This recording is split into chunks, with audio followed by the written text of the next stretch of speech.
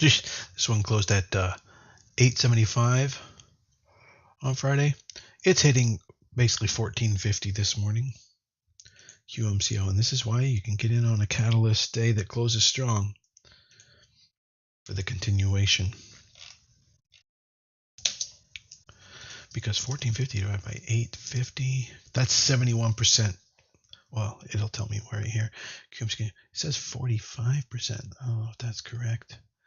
Not by my calculations. 45%. Well, all right.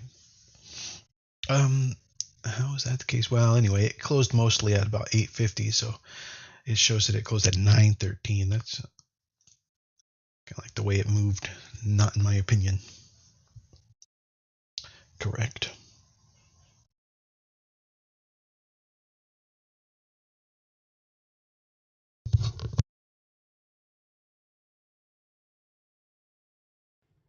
Hey Evan, hope all is well. Yeah, I should be able to do that for you. Um, Probably tomorrow. Let me know if that works.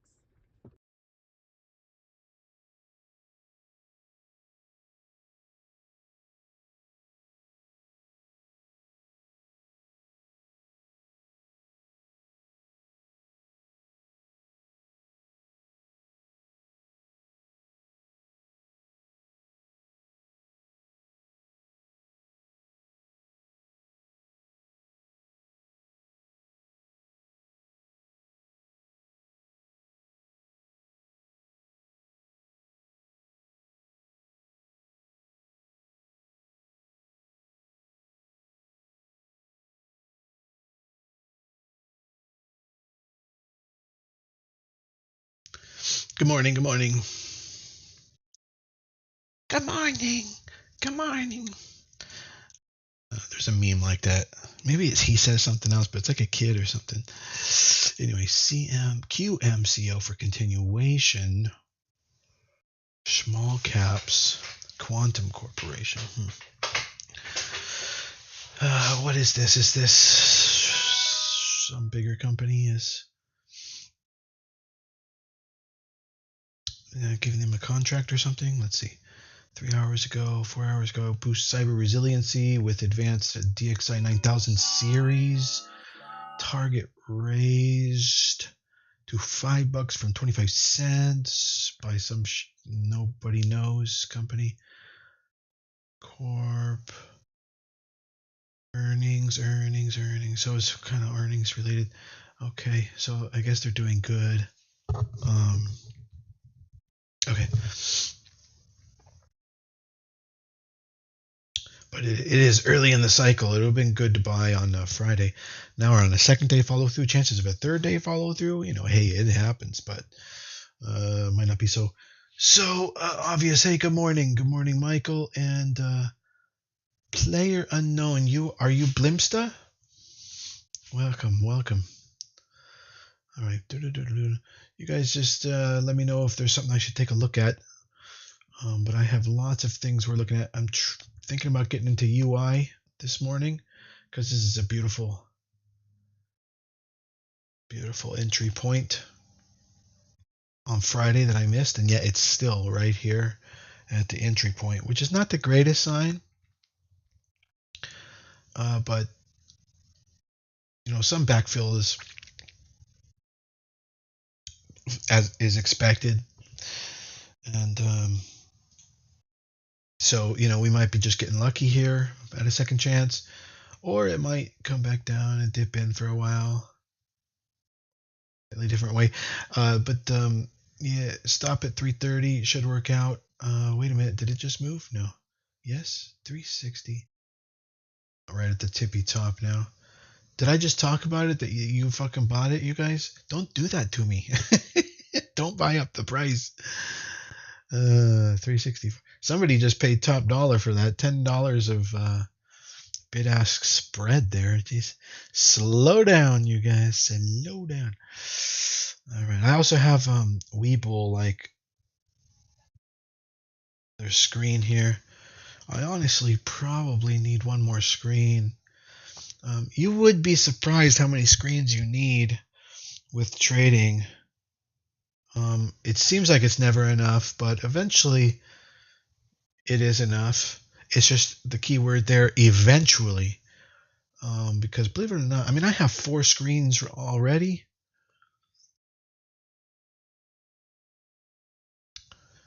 And 2 of them are 4K.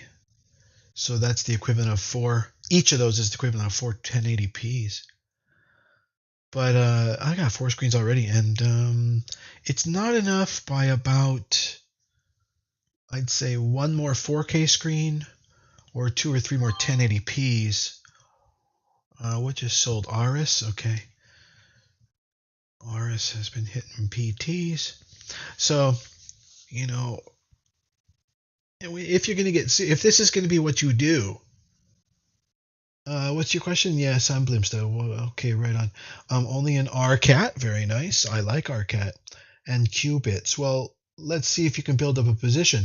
You don't need 4K for trading. Dollars or screen. So, but if you're going to do this and say nothing else in life, I mean, number one, I recommend you definitely start trading on top of being financially secure already, or if you're a kid under 18 years old, I teach you the ropes and you learn everything. By the time you're ready to go, I've taught you how to inch into everything, and then maybe by the time you turn 18, 19, 20, you're ready to go. But you don't want to be trying to learn trading first year, maybe even first 2 years, and quitting your job to do so. It's just, yeah, the transition is not going to work. Statistically, I can tell you that. Is there going to be 1 to 5% of people who somehow magically make it work? Yeah, but 95 to 99% of you will not be able to convert that. So, anyway, eventually, if this is what you're doing, then you really need 3 4K screens or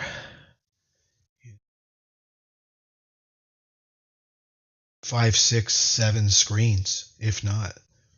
3 4K screens can probably just about max it. I mean, it'll be maxed because you have to have screeners, you have to have the market, all that's everything. When you talk about the market, we're talking about like every sector. You need to see everything. You need news feeds like a Twitter, stuff like that, and then you might have your brokerages, and then you need charts, and then you probably need the internet to do research, and you probably need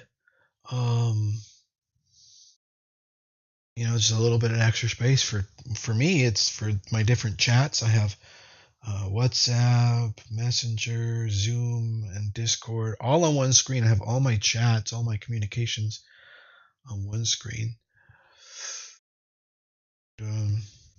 Eventually, it's enough. It's just that keyword eventually. So 5 or 6 screens is where you want to be. Beyond that would be a little bit of a luxury, and I've seen people really weird, like use 3 screens, and they have an entire chart on one 4K screen. I'm like, what are you doing? Like, my 4K screen here, just one of them, I can fit. I probably have I don't know.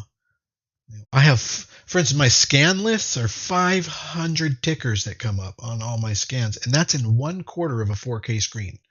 So I can see 500 stocks as a result of scans, so scan results at all times on just 1/4 of one 4K screen. There's people they use their whole 4K screen or even a 1080p and it's a whole screen. They got 3 screens up and they have 4 charts up. Okay.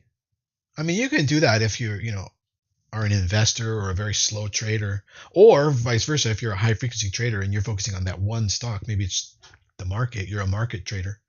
That works.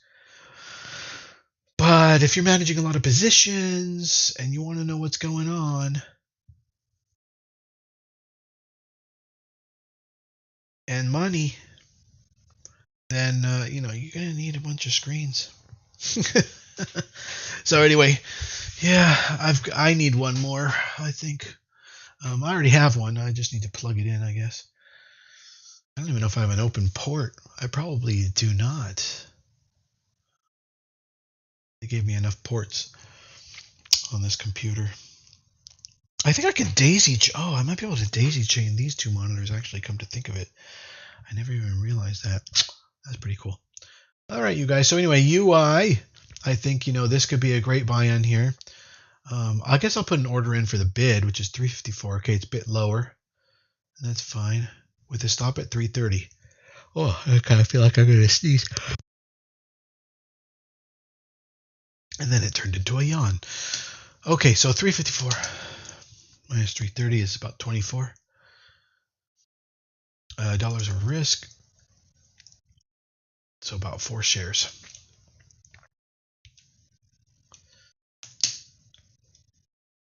All right, so I'll put that in at the current price. Where's my order? See, this stuff is taking a while to...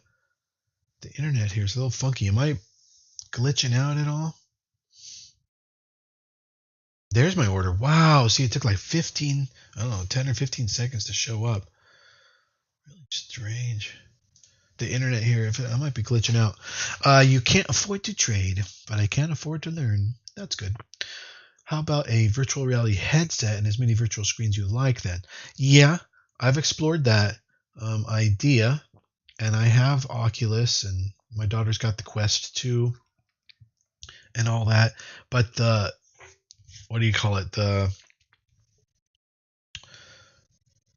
software services that are available to do that, the last I started working on it, which was about 2 years ago. It's probably advanced since then, but the last I started working on it was 4 years ago to 2 years ago. I was in a cycle of testing all those different systems out. There really wasn't anything good enough. Number one, the resolution inside, it's good, but when it comes to charting, like being able to see with your eyes on a 4K screen in front of you a chart is a lot crisper than, let's say, a 4K VR experience, and that screen is a little portion of that, and you're trying to read a candlestick from a distance. And now, like these things, like, can you see these charts here where I'm pointing my arrows flicking around to see that stuff?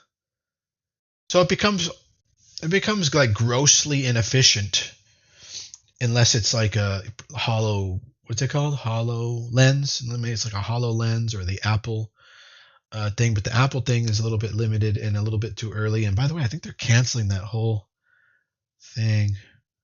Yeah, you can see it, but you can't even read it. So you can imagine that in a VR. So that's very stressful. Believe it or not, it sounds good in theory, but when you go in, and I've tested all this, I've done it. I had the systems, and I've laid out the screens, and I've had those. I had a circular screen set up and stuff in VR. I 100% tested all this stuff.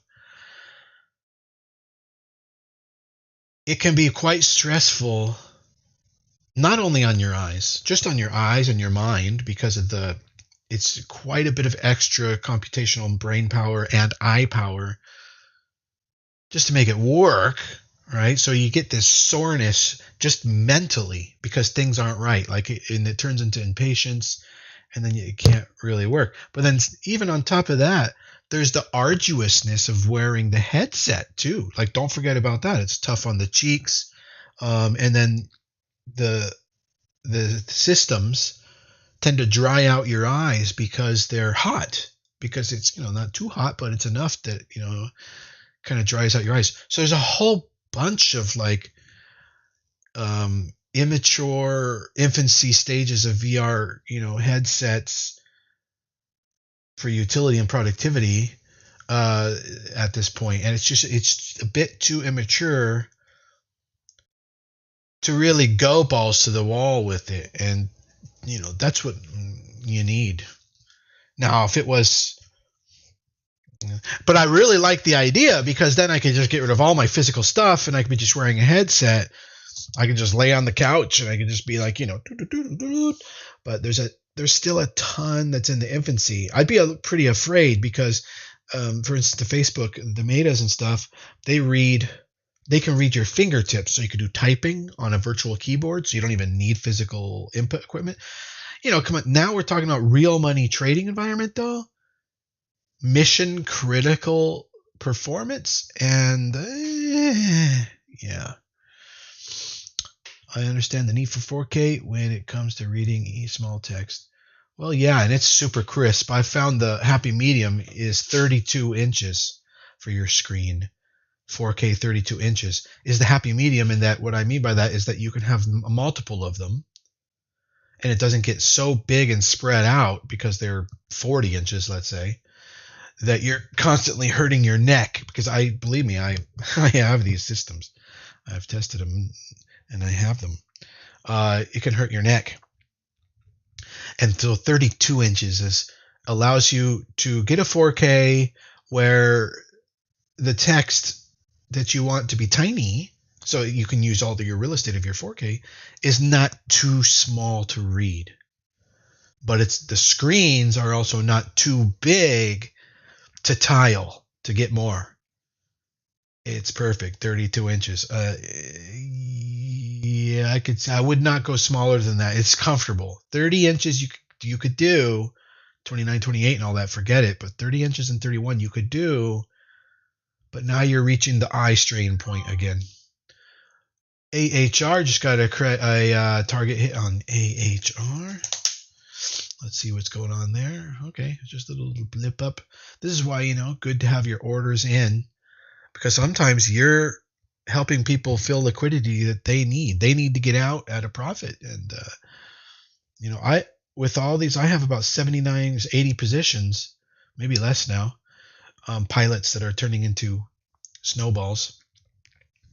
And with all those number of positions up, I can tell you that every day in pre-market and after hours, I get at least one order filled where it's just an arbitrage anomaly. In other words, the bid-ask spread has gone really wide, and for whatever reason, somebody hit the market button in after hours, or they actually needed to get out, or wanted to get in, rather, sorry, and my orders to sell are already sitting there, and I get an amazing fill. And it was just one order, just a little blip, beyond where the mid is on a very wide bid ask. Every day, probably minimum one time in pre-market, one time in after hours, every day. So 10 times a week minimum, I'm getting fills at prices that are higher than where they should be justified. Now, later in the day, they might go there, or in a few days, it might get up there as things fill in. But they're seriously unjustified in that moment. And so that's just because the orders are live out there and set. And on 80 of them, you get one, every day. So that gives you an idea. Now, if you had 20 positions, you might not get any, maybe one per week. So you won't notice that until you have a ton of positions open, which works really well. Like Michael, you've got 14 positions, right? I understand the need for the game. Yeah, I have two 24-inch monitors from gaming, and definitely have been looking for something different. Yeah, Michael, I think hopefully those are just two 1080p's, but maybe for gaming they were 4K. Well, I can tell you that if you put those side by side, go 4K and try and put text and charts on them, you're at nearly max eye strain. I mean, it's strenuous. I can recommend monitors. Oh, Michael's up to 19. That's fantastic. I can recommend monitors for you. Oops, it looks like I'm going to have to move up my order on UI. So just let me know. Send me a message, and I can tell you which is the best monitors. 359, 64, 53, so maybe 50. Okay, I have to move up my order on UI because the bid and ask is starting to tighten. It's looking really good. It's looking really good. Some of the big, huge $200 million traders who've made their fortunes in prior bull markets, they are saying, "Oh, what a great job we did with MSTR! What a great job we did with AAOI! Oh, it's so good to be an app." I want to tell you something. Not only are we also in those, but we got in even before, and we snowballed them at the points in which they got in, those pros, and now they're taking profits. We're taking profits on a leveraged, risk-free, doubled up, snowballed position. So, we are the next gen. We are the evolved next gen version of all that. And we are right on top of the exact same opportunities they all are as well. And I follow them. But I don't get my trades from them. I get them from me and my process. I learned my process from all of them, including their disciples and what would you call it? I want to say spin-off traders, but their students, disciples, and their next gens. So why would I not want to be tapped into all that? So I have my fingers all over all that. And I see what they're posting and stuff. And it's really tough, guys. It's really tough for me to sit by and see other traders doing half as good as we are on the same opportunities and not say, why don't you do this? Why don't you do that? That's what I do. It's a much better way to go. And it's so hard. You have no idea. I don't know why. I'm just a very benevolent person. I like to help people. But we've got to keep this on under wraps as much as we can for just our followers. If you follow me, you'll learn that system and technique. But if we told everybody, I don't know what would happen to the system, but based on the theory of what happens when systems get too liquid and too crowded, is they become efficient and there's nothing really left. There's no place for you to get in anymore, So we got to keep it under wraps. I'll write my book and we have all my videos and we do our classes and I teach privately. But we're not going to let this get out for 5 or 10 years, maybe even 15 years. So we have a nice long window and runway here to have it kind of for ourselves. But I'll tell you, it is really hard to see other people enjoying gains, doing it their way and stuff, but really missing the possibility to achieve much greater and more gains. So would you say I'm getting you up to 19 positions? You have taught me the importance of setting a take profit. Fuck yeah. Yeah. Not only a take profit, but before you get in, knowing the risk, I mean, I would hope that you learn that from me, but it's okay if you learn that somewhere else. But that is the foundation of the first thing everybody learns when they come to me is the 1% rule. It doesn't always have to be 1%, but it starts there at the 1% rule and the concept of the stop. Then from there, how do you get it 1%? How do you figure that out? Pivot points, so pivot point reading from there. And then, as far as strategies go, taking profits, partial profits, taking out partial profits.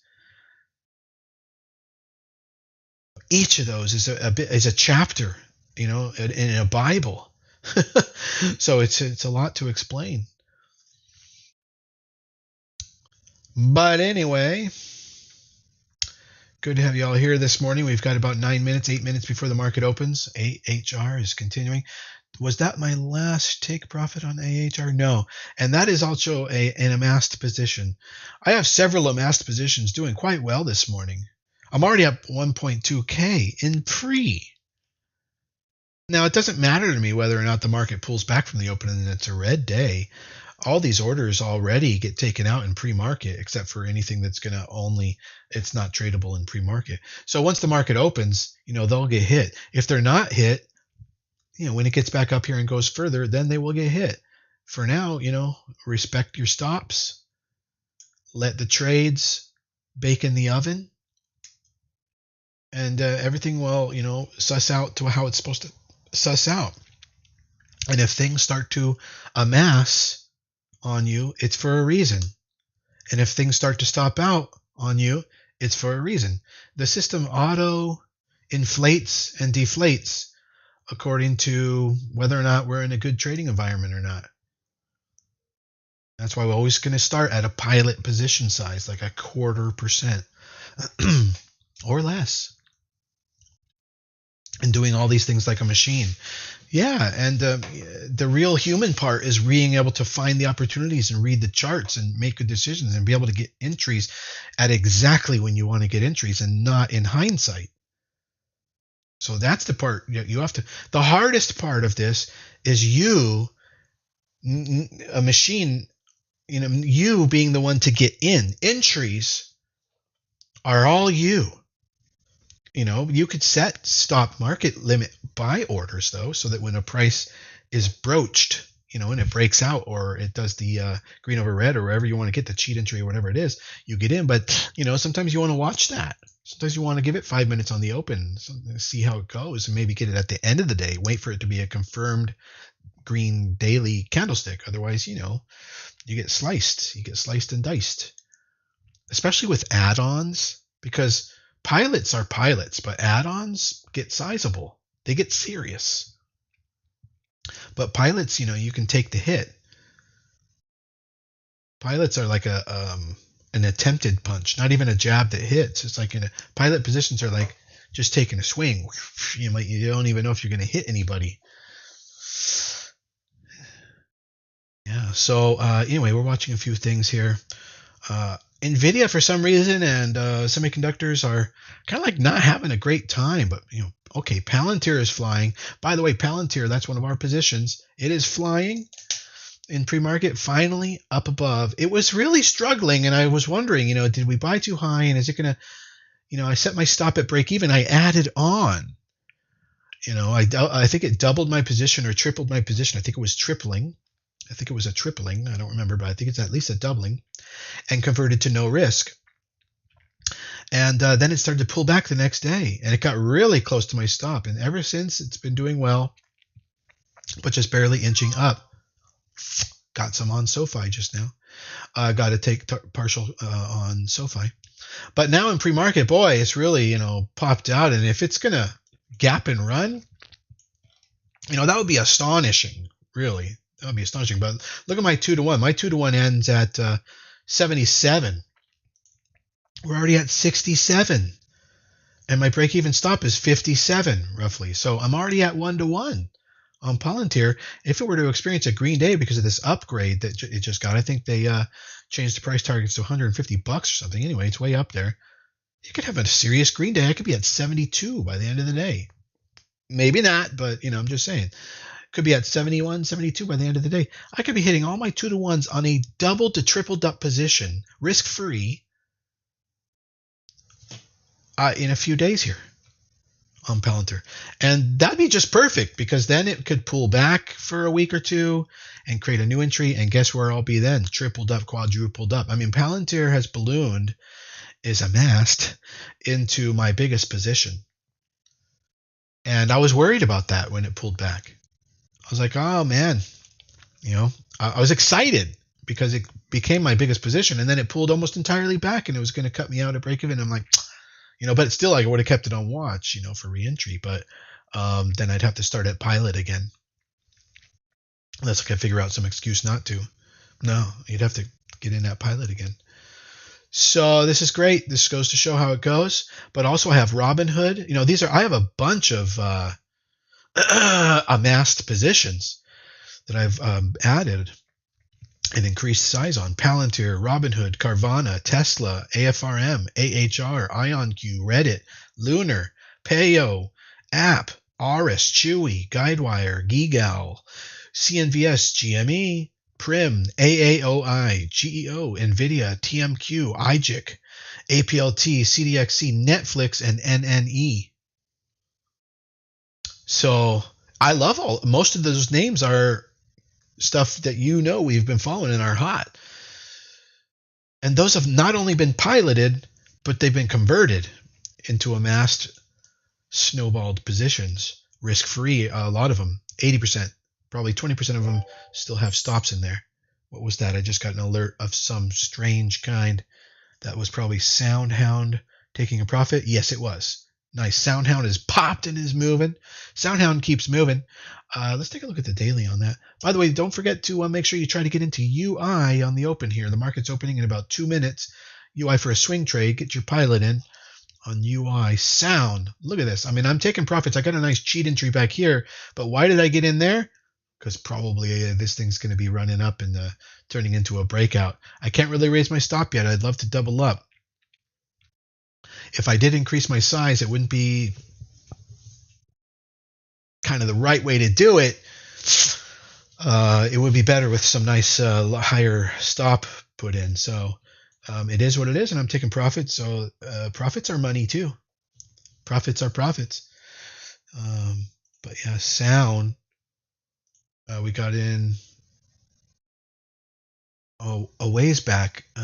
Let me check something. SOUN. Nope.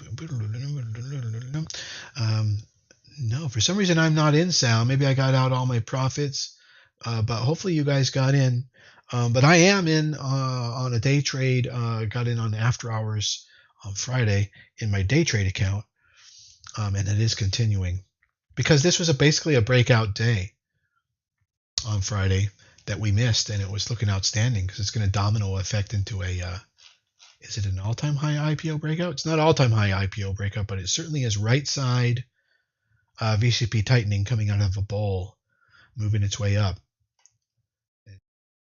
Build a position there. Okay, 30 seconds till the market opens. I will have to cut out just a few minutes before the top of the hour. Oh, man, I forgot to start the Twitter stream. I don't even know if it's going to work anymore. I'm going to leave that off. Forgot to start that at 30 minutes ago. All right, no Twitter today. I remembered too late. All right, AHR doing its thing. As far as day trades go, there's really nothing that looks good. There's things that look possible, but they don't look good. They didn't put in the right kind of buying and selling pressures. Okay, I've got a target out on IonQ. This is, I believe, yeah, snowballed position. See, the internet's being a little bit slow. And I even have squawk off to try to save some of this internet speed here. But IonQ off and running.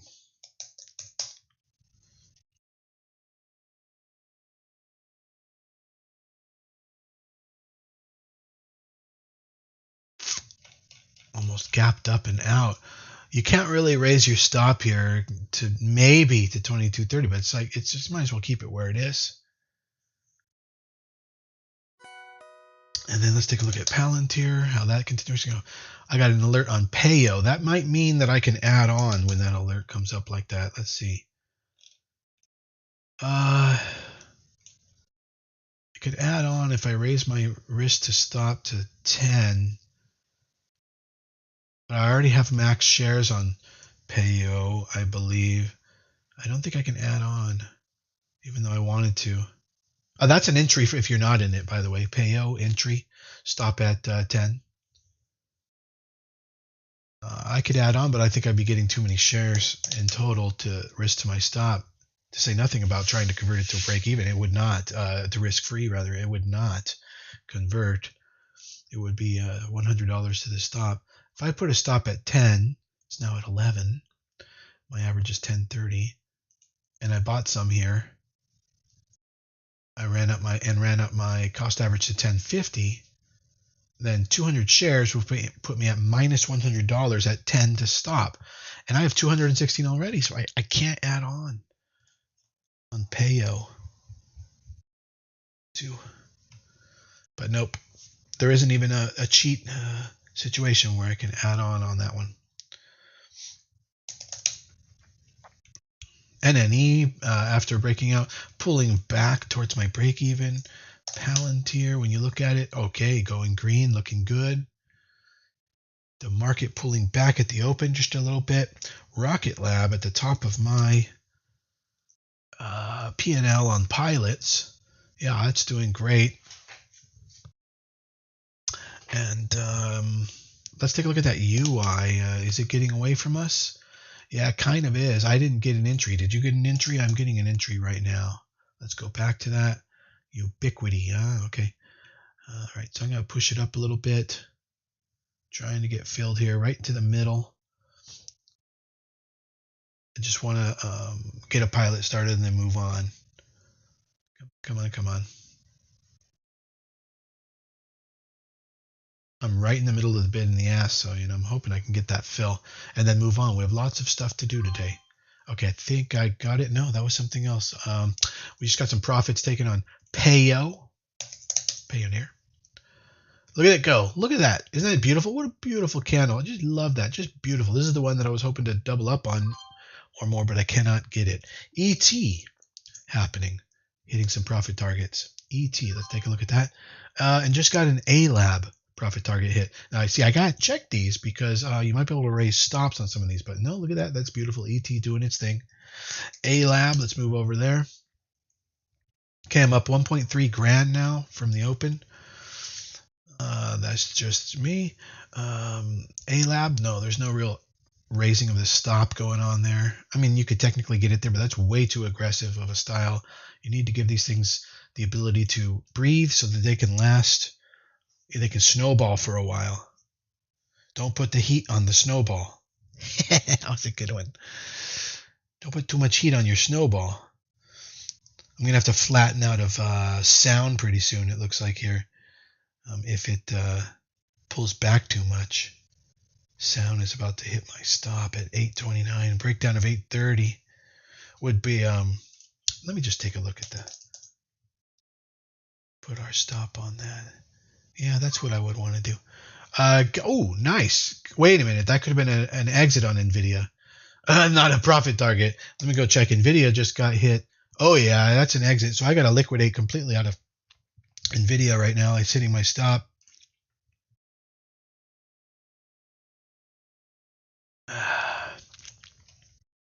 That's too bad. NVIDIA failed out on us. What's happening? There we go. All right, I'm fully out of the NVIDIA now. Now, how did that affect my P&L? So I'm down to 1,200. So I took a tiny little pilot hit there. And that was to break. Oh, no, that was not to break even. That was a minus 100. Yeah. So that's the way it goes sometimes. NVIDIA definitely was disappointing. And has been disappointing probably for a lot of investors and traders.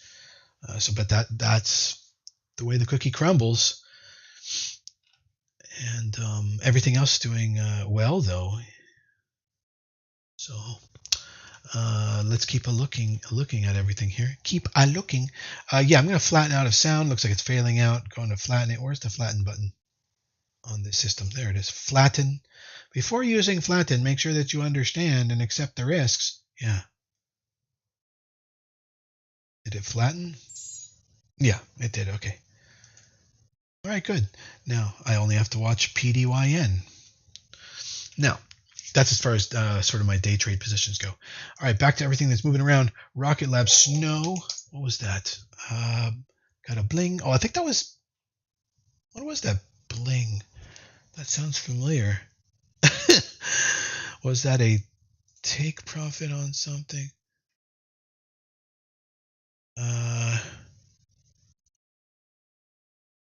Where does that come from? I got a lot of sound. Oh, I know what it is. It's one stop. No, maybe not because I don't see it. But that reminds me, I need to go check on one stop. Jesus. I've got a bunch of positions there that I don't want running away from me. I might even be in NVIDIA. Oh, wow. No, I'm up a grand over on one stop, but Bitcoin is coming down. I think it did just stop out. Maybe that's what that was. No, it did not. Okay. But where am I getting all these gains from? Looks like mostly Tesla. So I'm going to take a piece out of that.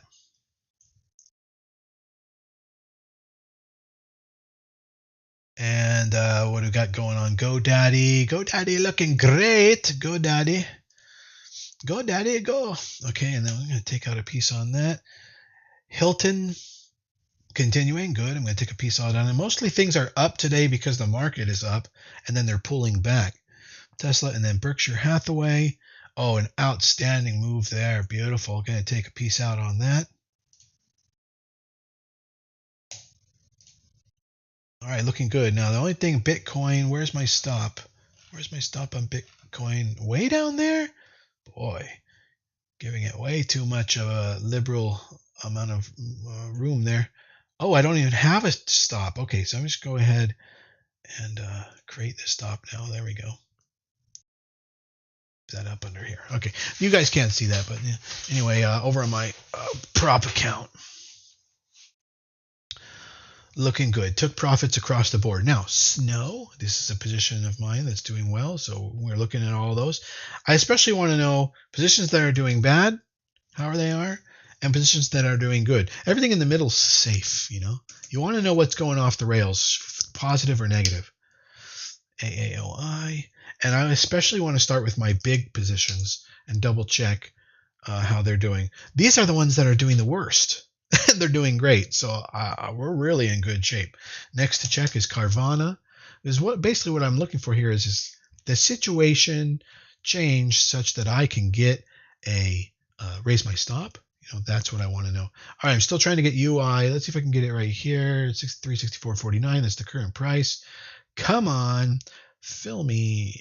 All right, Carvana, Payo, Robinhood, Payo. These are looking great. Payo, IJIC. Nice. No stop raised yet. IonQ, we saw. If you have any questions, let me know. GME. AFRM. Nice. Tesla. Boom, right up to the top of the range. I still wouldn't raise stops anywhere on that. And we just added on Friday. AHR. Yep, that's fine. Keep it going. Don't tighten up your stops too much. Eris. Very good. You know, you want your stops to match pullbacks. So, you know, let's say we're looking at, well, I mean, Tesla's kind of all over the map. Let's look at something that's just moving normally. Let me see. I'm going to show you something. Yeah, Carvana could work. Okay, well, I mean, Carvana could work. So, you know, let's say you wanted to be in Carvana all year and not get stopped out. Well, then you're going to need your stops to be pretty wide, because look at the typical range that you'd want to stay in at. And it's basically the 50 moving average. But as far as pivots go, you know, you'd want to keep the most recent really low pivot. You don't want to get all into like the little cheaty pivots. Like, oh, I'll get this one since it's, you know, breaking here. You know what I'm saying? So you don't want to do that to yourself, to the position. You can still set it up that way, but you're going to get knocked out, and you might be happy because you got knocked out at this higher price or whatever, and that's fine. You could always get back in. But let's say you want to keep it snowballing and just take your 2-to-1s where you get them. Well, then, you know, you want to keep your stops at low positions. You know, so, you know, your stop here would be like something like this until it really could break and run, and then maybe you put your stop here. So you keep the widest stop possible in order to stay in. So now when it does this, you don't want to set your stop there. It goes sideways for a while, and then it continues breakout to breakout. Okay, now maybe you could raise your stop. You know, this is a discretionary decision. Then it moves up here and starts to chop around. Well, we know we want our stop to be down here. I raised my stop. It's kind of, you know, a little bit too aggressive, you know, to up there. So I could be choking off the trade. But, you know, it's up to me whether or not maybe I want to just hold things through the 50 moving average, you know. So whether I set my stops hard or not. So here's breakout here. When it finally breaks out, you set your stop here.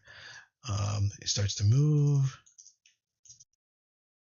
Finally breaks out, you move up your stop to here. So if, you know, look back on how the thing squirms and make sure you encapsulate its full squirm. The back and forth, the flow, the volatility rangings. So that's hopefully. Did you understand that, everybody?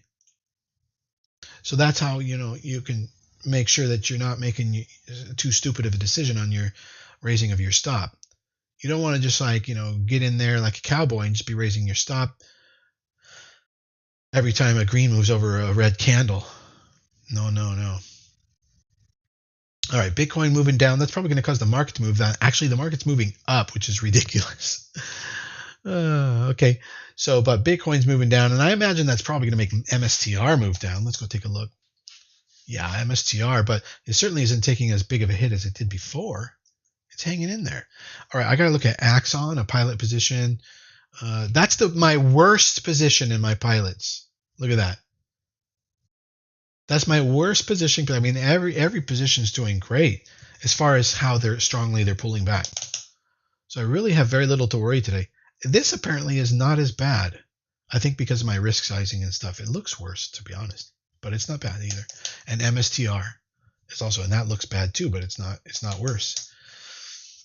Here's another one. Netflix, So a little bit of kind of like relative thing. TRGP. Now the cool thing also, Michael and you guys, is that with the amass system, it not only well, let's see, how can I phrase this? It's a system that keeps you in so you can keep building. And so in that sense, it actually teaches you to hold better, but not for the reasons that most other people hold, but because you know that you might be raising your stop and amassing a larger position. They hold because they don't have that on their prospect in the future of their position. They hold, if you don't have the add-on as part of your plan, then holding during a pullback all the way to your stop or even your break even, or on a strong day drop like MSTR did 3 days ago, would be a bad thing. And if you don't have a system of adding on, then you need to watch out for getting out at tippy tops. And then it sucks because you always wish you stayed in longer because it keeps going in the next few days. So the amass system really teaches you how to hold. It's going to teach you how to be patient and how to hold. And and with your spare time, while you're not having to do anything with that, you're looking to get into other positions. And because it's a swing trading system, but you can use it in day trading as well. It gives you a lot of free time to be able to find opportunities, look at charts, learn more, whatever it is. All right, I did get into UI, so let's go set all the targets on that and write up our position here. So I got 364.49. That's exactly where it's at right now. So I put that as my entry, break even. I'll put in a stop at 330. That's why that was our arbitrary designation based on what we could see technical analysis wise. There it is. We mark it up on the chart, and then we come over here and we set our 2 take profit points. Good till cancel extended hours. For me, that'd be at the $100 point, $200 point. And then I set a good to cancel stop loss at minus $100, which should be about 330 the way I calculated it. Actually, it's not. I don't know what I calculated wrong. 340. I guess I did my math wrong. I was expecting to get in at 354, but I got in at 364. Well, that sucks. You know what, though? I'm going to put it at 330, and I'll take $200 of risk on it. That's all right.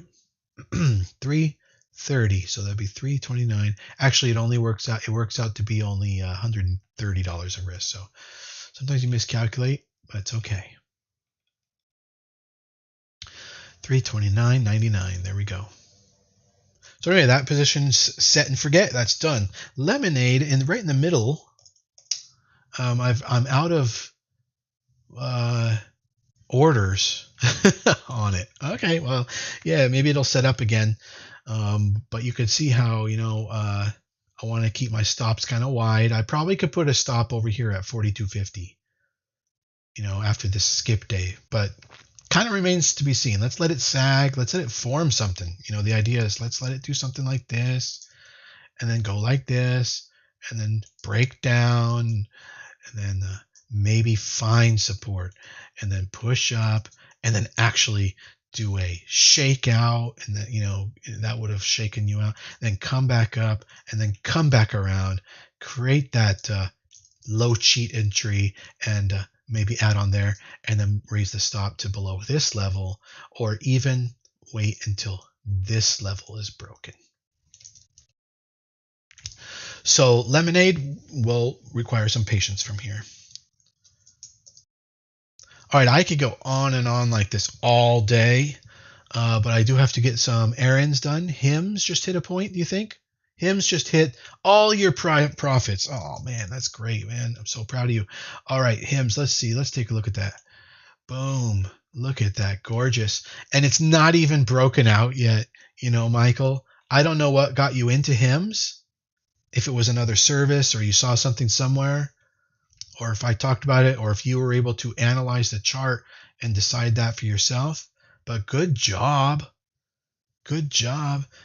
It's not even broken out yet, because it broke out before, pulled back, came back up. That created that kind of like cup and handle. Now, remember what I said, the right side's going to be the part you can trust the most. So you have this sort of inner level of $24 that it seemed to want to get over. Then you had this, it looks like $25 area, which was line of least resistance, and it cup and handled a couple times in there. So that's definitely an expert entry. Difficult to get some of these because it's not a breakout, and people, they read the breakouts, but this Hims right side climb back out of the left side of the bull is got so many interesting entry points and cheat entries for you to have wrist off of. So good job. I don't even see where you could have gotten in. Oh, okay. So yeah, I don't even see where you could have gotten in recently any different way than the way we do it. Except for that you had missed it over here initially, because that could have been the entry 3 weeks ago with a stop at 18, but then ER came out. I see. Okay, so I mean, yeah, I see how you could have gotten in late here, but either way, you're in and you're taking profits. Good job. Now you're gonna have to wait for it to consolidate for a while before you amass anything bigger on that. RS, it says add on. I just got an alert that says add on RS because I created an alert to let me know that. I don't understand why it would say that. It's not exactly true. Okay, I see. No, I do not want to add on RS. Not yet. But it is good to know that it made a higher price level today. So what I'm going to do is I'm going to move that alert up a little bit and over to the right so it won't even activate until tomorrow. Well, I do want to know if it starts to take off today. No, I don't. No. I'd like to have it pull back, create a new entry in a couple days. All right, you guys, when you have a half starter position, do you still do 2-to-1 with 50% out? Instead of a pilot position? It depends on if you plan to add on and do risk-free add-on and amass it and snowball it and stuff like that. Then you couple it with a 2-to-1 to 50% out. And yes, you can. On Faro. Yeah. It doesn't matter the size of the position. It's the intentions of how you're going to use it. It's not the size. It's how you use it. That's great. So, but if you got a big one, you use it the same as a little one. You don't get any passes just because you got a big one. Yeah. And then, yeah, you got to make up for a lot if you got a little one. This is going really, this is good. So anyway, it just intends what do you want to do with it, Michael? It just intends what you want to do with it. Is it something you're going to amass, or is it a quickie little scalp thing? I'm in Faro also. Well, it does look like a cheat entry's going on.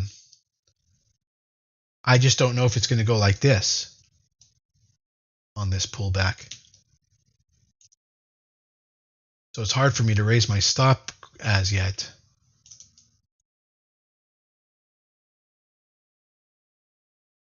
I don't know. But you can usually tell if volume is going up, and actually it is. So that helps. And if it's nice and orderly, you might be able to trust some new level there at like 25. So I could buy in here, raise my cost average, and keep $100 risk to stop to a new stop of 25 instead of 24. But in my mind, for me anyway, there's not a lot of advantage on that, and there's probably only disadvantage because now I'm not allowing it to maybe put more information in and maybe go a little bit lower. And my risk to my stop is exactly the same. So yes, it would allow me to get a few more shares, but only like 25% more than I have at the cost of all those other things I just mentioned. So I'm just going to keep it here for now. Barrel. All right, gonna go, gotta go. So best to amass, yes sir. So best to just take full 50% out, and then the first add-on will correct itself for a full position or added position. Right. Yeah, exactly.